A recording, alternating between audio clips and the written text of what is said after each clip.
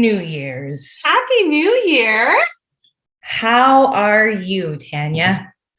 I'm good because I'm doing exactly what I usually do on New Year's.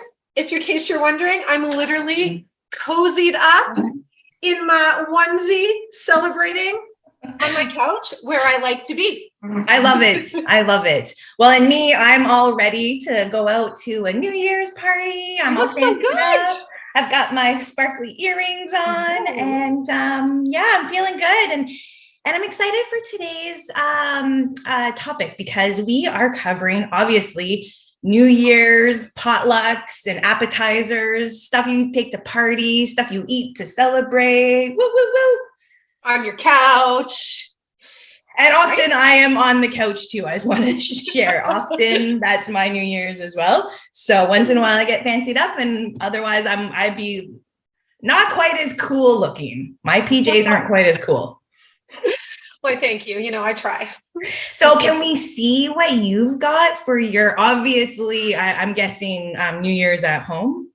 New Year's at home. I feel like anybody who knows me, even my clients, you know, Yasmin, I did my fair share of New Year's Eve big time partying for a big portion of my life. And I kind of take it easier now. So for my New Year's at home, this is what I have planned. So usually what we've been doing for the last couple of years is just a whole bunch of appetizers. Do you love that? Is it just me? Where like you just have all these appetizers in boxes and you bake them and you get like a little bit of everything? Yeah. Oh my God. Like, woo woo, my favorite kind of night, really.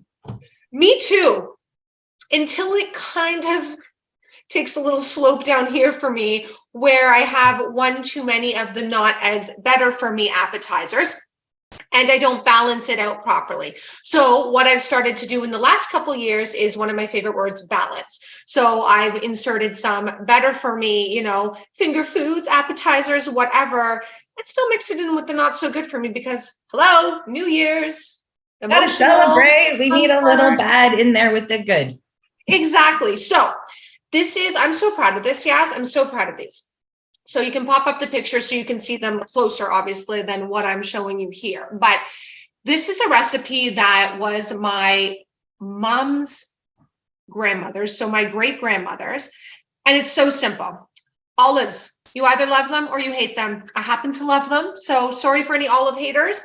Maybe you can stuff something else in here. These are olive cheese balls, and I grew up on these. So my mom, staple in the house. I'd always have these in the fridge to pop them in, to warm them up. You will be able to have the recipe and see the recipe on our ebook. But the long and short of it is, it's like butter, white flour, cheese, salt. So everything that makes you like, yeah, and then be like, right? Yeah. So I started thinking, how can I make these better? So that's what I did. I've literally remade these babies. They are legit crisp on the outside. Like, how can I, like, nice and crisp baked? This is, you know, might have left them in a little too long on the bottom, but baked, blooper reel right here, baked on the outside and still soft and like cheesy on the inside. So what did I do? I tried so many times to make this with a plant-based cheese and I never got the taste and the texture. So I was able to use a certain blend by Green Goddess Fromagerie. And no matter where you live, you guys can go on their website and check them out. There's stores that carry them all across Ontario. And I added some MCT oil to give it a little bit more moisture because you're losing saturated fat when you're using a plant-based cheese. I changed to a plant-based butter, a plant-based like margarine spread, which I don't love to use a whole bunch, but this one's organic, so I know at least it's cleaner. And the biggest thing is I changed the flour to a spelt flour, which is what I want to talk about. So now that I dropped this one, as you can see, like literally inside is like a whole olive. Wow. Inside. Yeah. I just wanted to jump in while I have a moment here I've tried your mom's version of these when I visited you in the past, and like They're definitely yum. And I have to say, I'm so excited that you're changing the ingredients so it's better. And this is a hard one, I just want to say, because like really every ingredient other than the olive needs to be better. So like that's the magic that you do that I'm always like in awe of. Thank you. And yeah, and I added, you're like, well, why did you add an ingredient? Why did I add the MCT? Again, we needed that moisture. So it was tricky to make it work, but I made it work. So I want to touch upon number one, very, very quickly, why I changed flours, because we might not know, there's so many different flours out there. And I think this is really important. Excuse me. So most things that we look at, most refined things that we look at, you guys are all used to seeing like enriched flour. It might be like enriched wheat flour, enriched whole flour, whatever. Let's talk about enriched. This is what happens. Flour is refined so hardcore that there is nothing left. So the food industry is like, oh, well, we might as well enrich it to make it healthy. And I'm like, well, maybe you shouldn't have refined it so much and it would have had the natural things in it. So when we refine a flour so heavily, we're losing everything. We're losing the nutrients. We're losing the fiber. We're basically making it empty. So then what happens is synthetic nutrients, like man-made nutrients, they put in some B in there and some iron and some riboflavin, you see all of that stuff. They put it in there to try to make the flour more whole. Unfortunately, you can't re-put fiber in there, so you still have a really, really low fiber flour. And also, the body recognizes synthetic nutrients less. So even to a certain degree, when we're taking supplements are there, of course, to supplement a healthy diet, but your body's like, that looks like a B6. We'll use a little bit of it. But when you're getting true B6 from your diet, your body's like, oh, there's some B6. Let's take it all in. And when we're refining flour, lastly, this is the very short version. Normally, we're doing it using bleaching agents. So we're adding more chemicals and issues to the food. And refined flour, the body just sees it and says, I'm going to absorb you as sugar and fat only. So it's not great. So by switching the flour, even if I just switched the flour in here, that would have already been a huge win. So I switched it to a spelt flour. So for those of you that don't know, spelt is a whole grain. The grain is actually called spelt berries. It's an ancient grain. And unlike the wheat of today, it hasn't been refined so hardcore. It's still basically grown and cultivated the same way. Nutritionally, we got some protein in there. We have a lot of B vitamins. We have minerals. We have fiber. And just, it's a beautiful, beautiful grain. Now, for those who are truly celiac or working to be gluten-free, there's gluten in here. I'm not going to get into the details here because we don't have half an hour to talk about this. Maybe in an upcoming episode, we can focus more on this. Not all gluten is created the same. And I say created because gluten is a naturally occurring protein. However, modified gluten is very, very different the way the body sees it and panics and inflames than gluten that has been cultivated how it was hundreds of thousands of years ago. So I'm going to tell you something, guys. All these years ago, there wasn't a whole lot of people walking around with gluten intolerances, celiac, and systemic inflammation, because even way back then, the wheat was actually beautiful and not modified. So just switching to a spelt flour makes all the difference. I just wanted to show you this brand. There's so many out there, but be choosy. If you're looking for something that is 100% spelt, organic is always going to be best because you're not going to get those trace pesticides, the glyphosates, the herbicides in there. Organic automatically means not modified. So automatically you have a non-genetically, no GMO flour. And the ingredient should be organic spelt berries. That's the only thing in there. And that makes such a difference. The way your body absorbs, the nutrients it gets, etc. And yes, I know you're a big lover of this because I know you work so extensively with insulin resistance, diabetes, all of that stuff. And this flour is a big, big difference. And I don't want people to think they can't have flour. So thanks, Tanya. I always learn so much whenever you share your information and what you know about food and just learning about that whole part of food and how when it's modified, it's not whole anymore. And I think you really painted a good picture. So thank you. Thank you. So I'm also bringing an appetizer, Hey. and so it's a 5-layer Mexican dip. Yum. And I didn't have the best glassware to be able to see it. So, let's start by popping up some pictures. So the first picture is the ingredients. So there's refried beans. There's some guacamole I made. There's some sour cream that I'm going to talk about soon, which is dairy free. What else? There's cheese, grass-fed cheese here, tomatoes, and green onions. So then the next picture, you can see kind of the layers. And I did actually make 2. So there is one in the background that I made for my husband, because the sour cream that I'm using in this is dairy free and it is your recipe. So of course it's amazing and like uber healthy. Like this actually brings this up a level of towards healing, because there's like replacing stuff like the beautiful work that you've done in your recipe this time.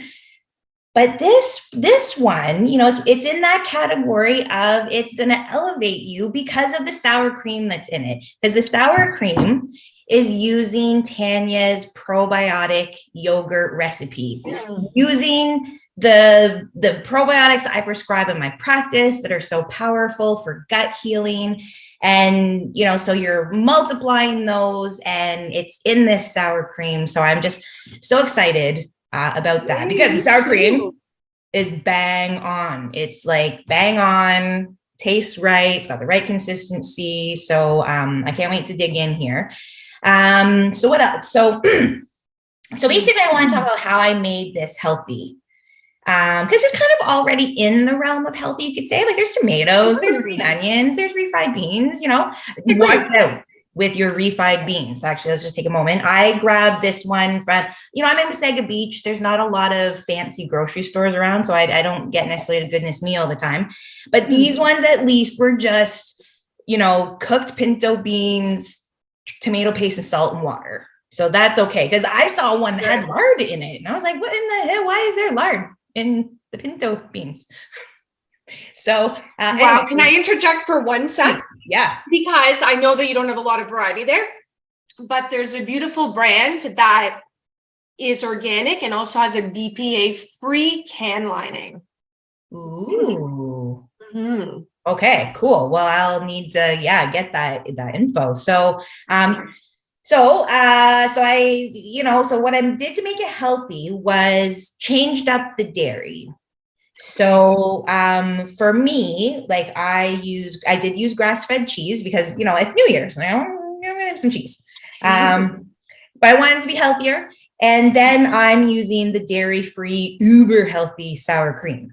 For my husband that can't have cashews, and that's what's in the sour cream that makes it also amazing, he is having a grass-fed sour cream that I actually mixed with like your homemade mayo, which also is an amazing recipe.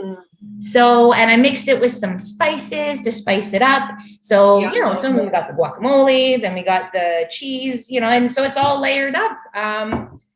So that's how I made. Oh, and the other way I made it healthy, one last one, is I switch everything to organic ingredients.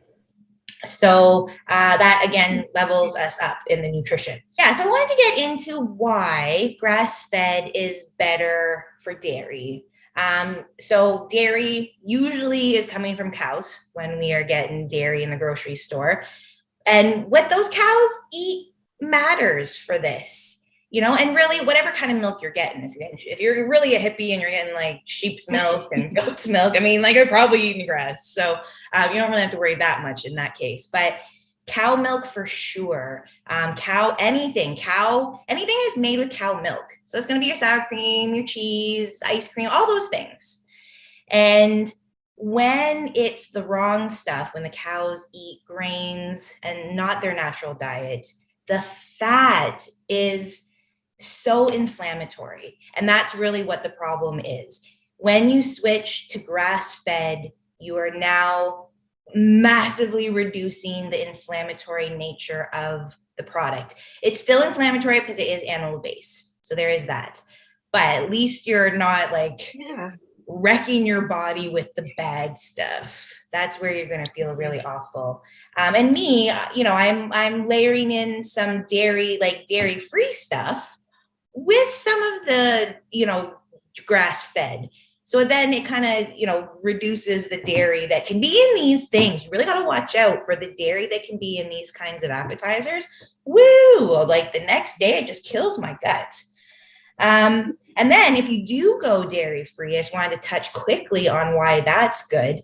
Dairy-free, as long as it's not the garbage stuff. You've always taught us, be careful with the vegan garbage foods. Right. But when it's made with, nuts and seeds and whole food ingredients, now you're taking something that would have been hurting you and you're upping the fiber, you're upping the healthy fats, and it's adding to you, like to your health, not taking away. So I'm going to dive in. Dive in. For FYI, dips are like my jam. Like I wish I was like coming to your party in my bear onesie.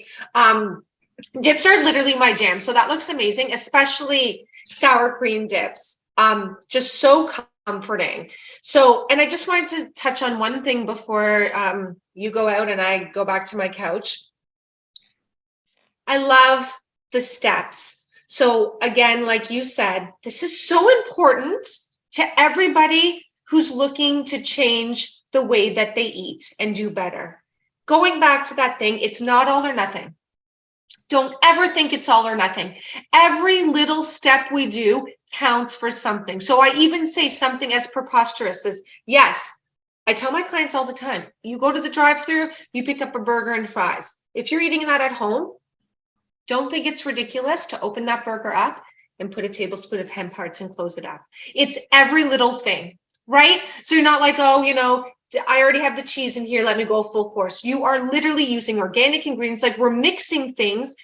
Oh, it's so important. I don't know if I'm saying it clearly, but it's beautiful. What you've done is beautiful. It's beautiful. It's like, can I have an amen? Amen.